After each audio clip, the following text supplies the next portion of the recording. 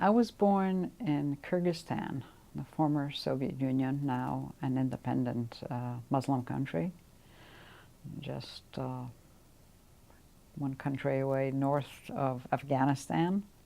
I was born in 1943. I was there for 3 years.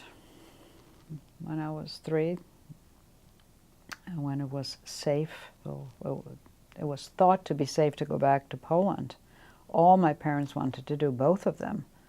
They wanted to go back home to find their families. And because they were so remote in Kyrgyzstan, a remote village, they had very little news about what went on in Poland. The concentration camps, there were rumors, but people didn't want to believe it because the rumors were so shocking. And people said, oh, this is just stories that people tell. So at that point, my parents embarked on a journey back to Poland. My mother was pregnant at the time with my brother. There were no regular passenger trains. We traveled by cattle train, sleeping on the floor of the cattle train for weeks on end, because the train didn't just go a straight route. It would go, it would stop, it would wait. You didn't know when it was going to move next. And surprisingly, maybe, I still remember that journey. I was 3. It must have been such a shocking thing for a 3-year-old that I remember it.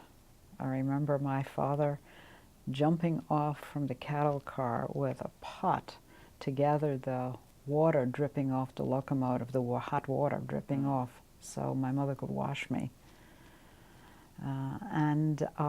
The first stop back in Poland, where the gauge of the train track changes, that's where the train has to stop, was Auschwitz.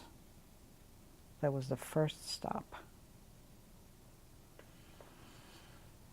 And they heard the guards, they heard it when they were still in the car saying, you know, who are these people in these trains? Oh, these are Jews coming back.